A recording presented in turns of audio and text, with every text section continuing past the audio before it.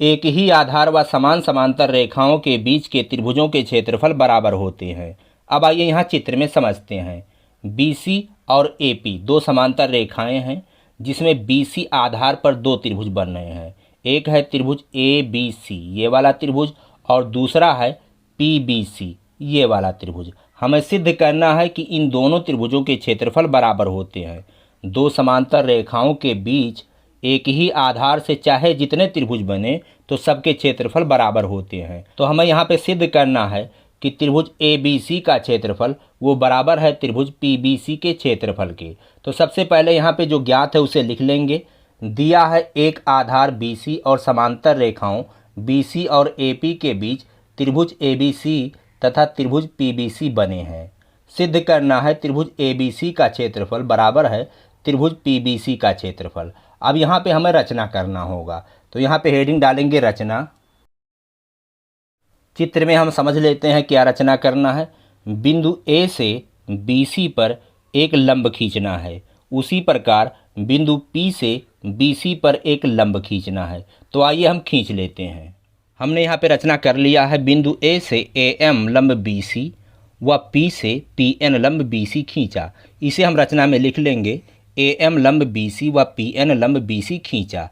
अब अगला हेडिंग होगा उत्पत्ति। अब यहाँ चित्र में देखिए AP समांतर BC है, ये दिया गया है।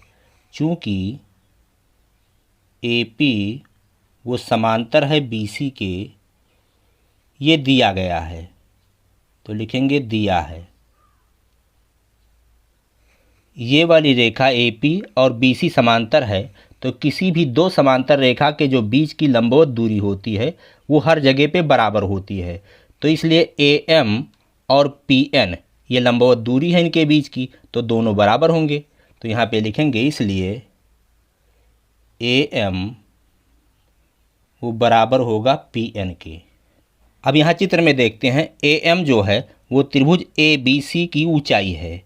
त्रिभुज ABC की ऊंचाई है AM और PN जो है वो त्रिभुज PBC की ऊंचाई है।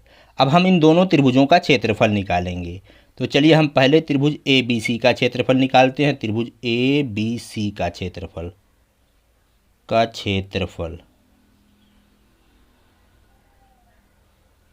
किसी भी त्रिभुज का क्षेत्रफल जो होता है वो 1/2 गुणे आधार गुणे ऊंचाई के बराबर होता है।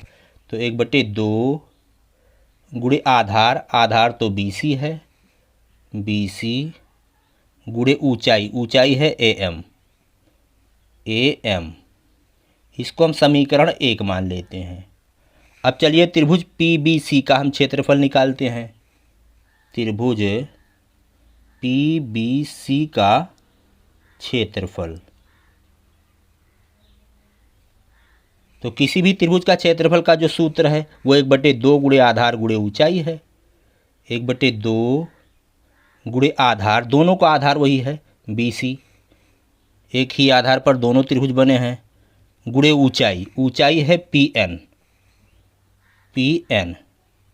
अब चूंकि AM बराबर है PN के, तो PN के जगह पर हम AM लिख सकते हैं। हम लिख देंगे या 1/2 गुणे BC गुणे PN है, तो PN बराबर है AM के, तो इसके जगह पर हम AM लिख देंगे।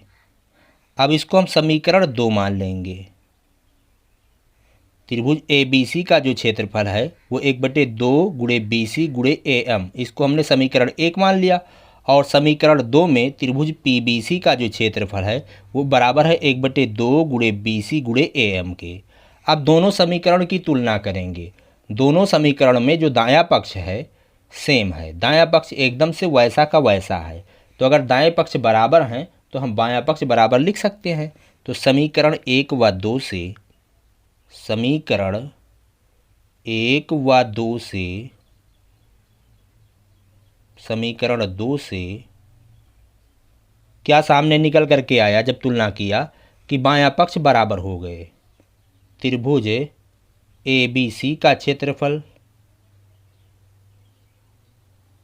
वो बराबर होगा त्रिभुज PBC का क्षेत्रफल, PBC का क्षेत्रफल। और हमें यही सिद्ध करना था कि त्रिभुज ABC का क्षेत्रफल वो बराबर है त्रिभुज PBC का क्षेत्रफल। तो इस प्रकार से यह सिद्ध होता है कि एक ही आधार और दो समांतर रेखाओं के बीच बने त्रिभुजों के क्षेत्रफल बराबर होते हैं।